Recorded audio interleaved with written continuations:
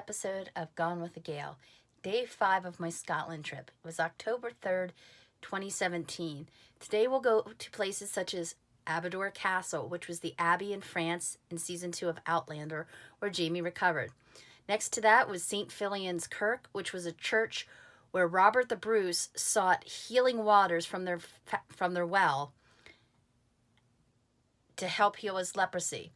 Next, we go to Falkland, which stood in for 1940s Inverness, to Mrs. Baird's boarding house, the vase shop, and the infamous fountain where Jamie can be seen looking up at Claire.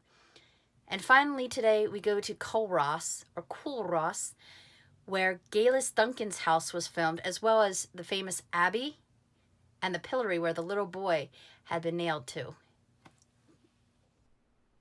This is Aberdour Castle. This building stood in for the monastery in France where Jamie recovered from his attack from Black Jack Randall. There's even a sign here showing scenes from the show. The sign showed Claire Murtaugh looking out over a wall at the sea. When in actuality, they were standing at this wall, looking out at the well-manicured grounds of the castle. This is part of the stable, which served as a hallway in the monastery where Murtaugh had confronted Claire about Jamie's condition. On the side of the castle is a sundial, important in a time where people did not wear wristwatches. This end of the castle has been restored and has survived over the years relatively unscathed. The central part of the castle was destroyed by fire in 1710, as shown by this picture. The central part still shows scars of that fire, with the marks on the stone and the charred wood in the window frames. The opposite end of the castle had been abandoned years before. One of the towers, shown here, fell from the castle and remained intact as it landed. This end of the castle was in ruins before the fire. The family had added on, moved into the central section of the castle, and left this end to ruin. After the fire in the central section, they moved into the other end of the castle and expanded there, the section that remains in use to this day for educational programs. While the center section of the castle was damaged by fire, some minor restoration has been done so that you can tour this section of the castle. On the ground floor is the kitchen, with its large baking ovens and fireplace. It never ceases to amaze me how large these fireplaces are. While this is not as extensive as the ones at Doune Castle, you can still walk inside the fireplace in the kitchen.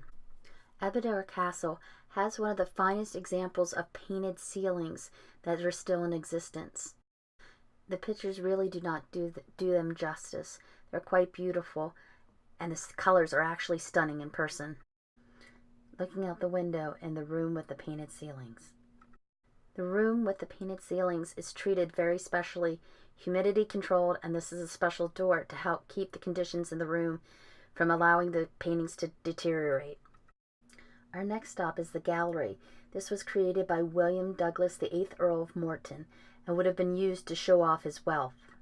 This is an example of the central part of the castle where the fire had raged. As you can see, they've added some flooring so that you can walk through, but it has not been restored any further than that. This is looking out over the small gift shop in that small square building and the gardens that lead to St. Fillian's, one of the sundials and one of the formal gardens. This wide shot shows that the closest section of the castle is the part that was not damaged by fire and that is currently used today, then the central section that was damaged by fire. Here's a better view of that. You can see the damage that was on the bricks, and then to the far left of the picture is the oldest section of the castle that had been abandoned prior to the fire. The dovecot was where the Earl of Morton's doves were kept.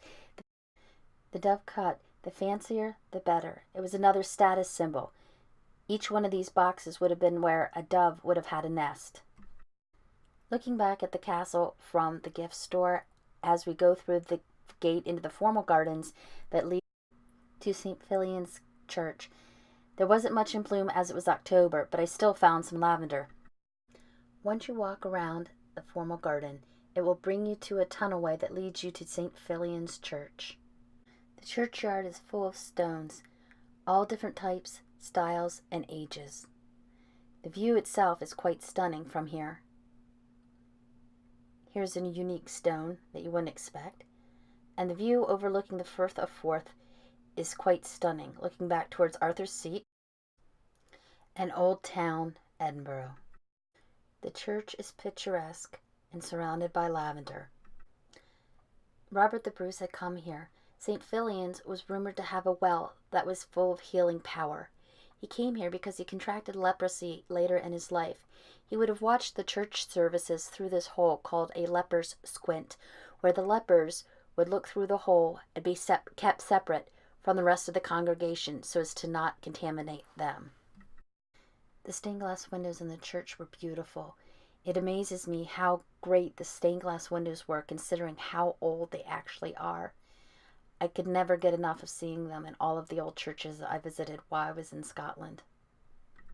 On the outside wall of the tunnelway to St. Fillian's are a lot of old tombstones, many having common themes such as royalty, angels, and death,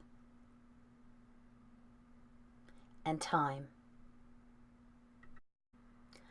Outlander fans will recognize our next stop as Mrs. Baird's boarding house. The Covenanter Hotel is located in Falklands, which stood in for 1940s Inverness during Outlander.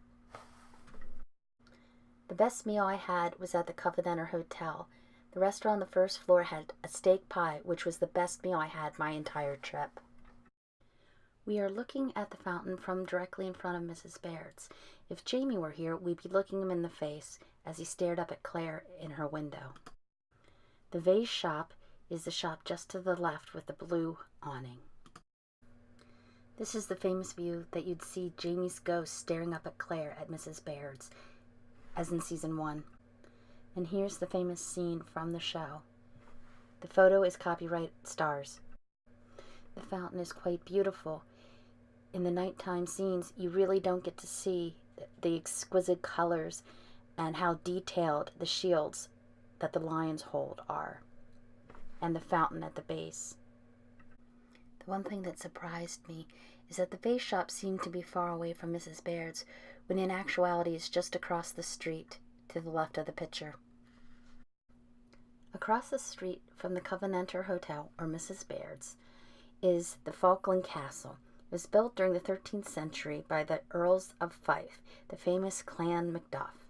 Between 1501 and 1541, the Scottish kings of James IV and V improved it into a royal palace. Along with Stirling Castle, they were the two royal palaces of the Renaissance era. Mary, Queen of Scots, was born here in 1542. A fire in 1606 partially destroyed the castle while it was occupied by the troops of Oliver Cromwell. After this, the castle fell in ruin until restoration began in the late 1800s. In the 1950s, the castle was taken over by the National Trust for Scotland, and preservation began. Our next stop was the village of Culross, or Culross, as Americans would say. This abbey fell into disrepair during the 1560s Protestant Reformation. It had been built in the 1200s. Again, you will see such beautiful examples of stained glass windows here, as well as carved effigies of a very powerful family from Culross, one of which would go on to become the mistress of Midhope Castle, or, as we all know it, as Lallybroch from Outlander. Could this be her? Here are some views from around the abbey.